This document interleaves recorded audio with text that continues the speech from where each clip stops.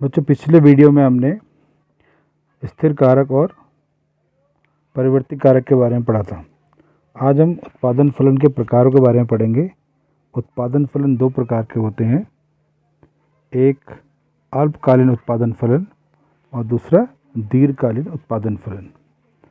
अल्पकाल समय जो होता है बहुत कम होता है, बहुत ही छोटी अवधि होती है, जिसमें केवल परिवर्ती कारक के प्रयोग में ही वृद्धि करके उत्पादन को बढ़ाया जा सकता है।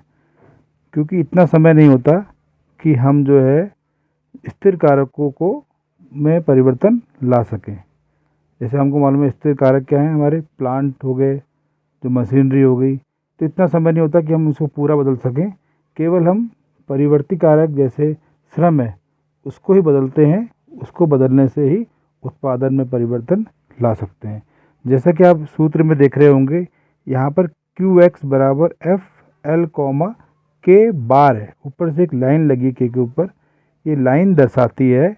बाकी सब वही है जो हमने पहले उत्पादन फलन के सूत्र में पढ़ा था, पर जो के ऊपर बार है, ये बार दर्शाता है कि के जो जिसको हम पूंजी कह रहे हैं, ये एक स्थिर कारक है, अर्थात अल्पकाल में इसमें कोई परिवर्तन नहीं। अब दूसरा प्रकार होता है दीर्घकालीन उत्पादन फलन। अब दीर्घकाल, जैसा कि नाम से आपको मालूम चल रहा है कि दीर्घकाल बहुत लंबी अवधि होती है, इसमें कोई भी कारक स्थिर नहीं होता है।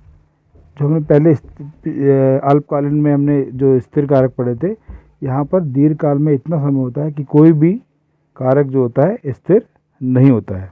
इसमें स्थिर कारक और परिवर्ती कारक के बीच का अंतर समाप्त हो जाता है और सभी कारक जो होते हैं वो परिवर्ती हो जाते हैं। इसमें दीर्घकाल में हमारे पास इतना समय होता है कि हम उत्पादन का स्तर को बढ़ाने के लिए, उत्पादन के पैमाने को बढ़ाने के लिए हम हर कारकों में परिवर्तन ला सकते हैं। तो इसीलिए जो आप इसका सूत्र देखेंगे तो इसमें बिल्कुल वैसे ही लिखा है सूत्र, QX बराबर FL K, अर्थात इसमें कोई भी कारक स्थिर नहीं होता है।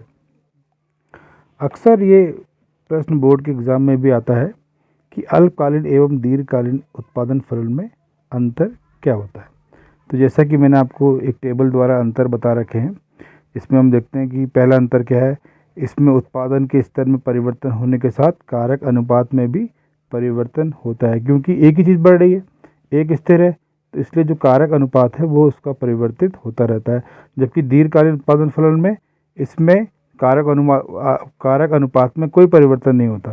क्यों नहीं होता? क्योंकि इसमें दोनों ही कारक, जितने भी कारक हैं, सब के सब परिवर्तनशील होते हैं।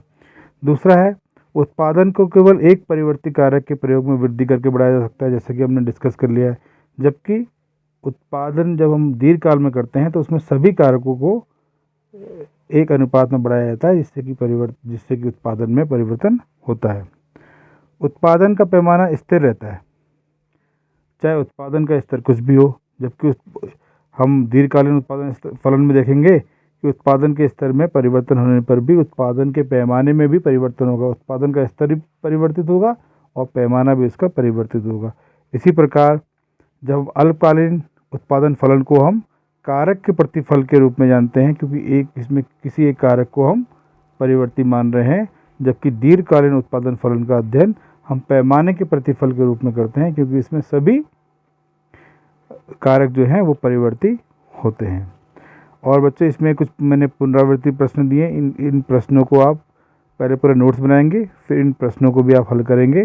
पुनरावृत्ति प्रश्न जैसे उत्पादन फलन को परिभाषित कीजिए, स्थिर कारक एवं परिवर्ती कारक को परिभाषित कीजिए, अल्पकालीन एवं दीर्घकालीन उत्पादन फलन को अपने शब्दों में परिभाषित कीजिए, और अल्पकालीन एवं दीर्घकालीन उत्पादन फलन के बीच अंतर स्पष्ट करें। तो अब फिर मैं आपके सामने आऊँगा दूसरा वीडियो लेके।